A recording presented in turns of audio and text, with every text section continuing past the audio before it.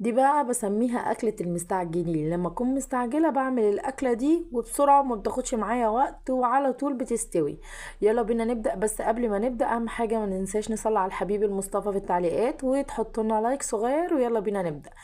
زي ما انتم شايفين انا هبتدي ان انا حاطه ميه سخنه على النار. اول ما تاخد غلوه هنزل بمعلقه ملح واروح نازله بكيلو من المكرونه الاسباجيتي. الوجبة دي تنفع ان هي تفضل يومين ماشي، يعني حلوة وما بتاخدش وقت خالص. ببتدي ان انا اسيبها على النار كده، اديها تقلبتين وبعد كده اسيبها على النار. اول ما تاخد غلبتين تلاتة معايا ببتدي اشوفها استوت ولا لا، واول ما بتستوي بروح طافية عليها النار على طول. وتحت المية متلجة تحت الحنفية على طول بتحطي مصفى وتروحي ماسكاها شطفها كويس. وكمان في حاجة حلوة انا بعملها، ان انا اول ما بشطفها وبخلصها ببتدي اجيب يعني حوالي ربع كوباية معلش من كوباية الزيت، يعني ربع كوباية زيت. ببتدي ان انا اروح حطاها على الوش، بيديني لمعة، ما بيخليش المكرونة ماسكة في نفسها خالص، يعني ما بيخليش ان هي متلعبكة. الطريقة دي حلوة قوي قوي، وانا ما بستغناش عنها، على طول بعملها لولادي علشان خاطر دي اسرع اكلة ممكن تعمليها.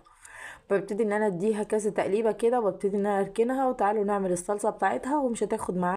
ببتدي احط حلة على النار، اول ما انشفها من المية اروح نازلة بشوية من الزيت، وببتدي انزل بمعلقة كبيرة من التوم، يعني حوالي 5 6 فصوص توم كده، وبتطحنيهم وبتحطيهم في الزيت.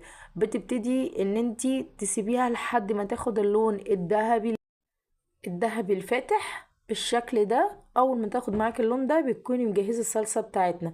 انا هكون مجهزه شفشق ونص او شفشق وربع من الصلصه اللي هي الطماطم، مش الصلصه البرطمانات. انت عايزه تزودي بتزودي معلقه بس على الطماطم كلها. ببتدي بقى احط البهارات بتاعتنا.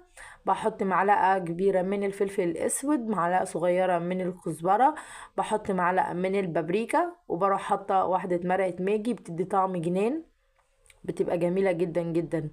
وزي ما انتم شايفين ببتدي انزل بربع معلقة من الصغيرة ملح.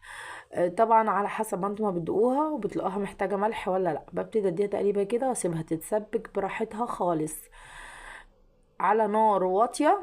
بسيبها تتسبك لحد ما تتسبك وتبقى معاكي باللون اللي انت شايفاه ده.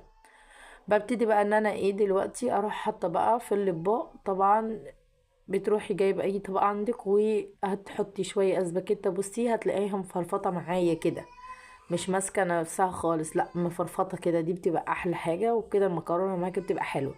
ببتدي بقى اجيب الصلصه بتاعتنا وبنزل عليها كده على الوش، او ممكن ان انتي تحطي في طاسه وتحطي المكرونه مع الصلصه وتديها تقليبه على النار. وكده الفيديو بتاع النهارده يكون خلص. اهم حاجه تنسوش تحطوا لنا لايك صغير.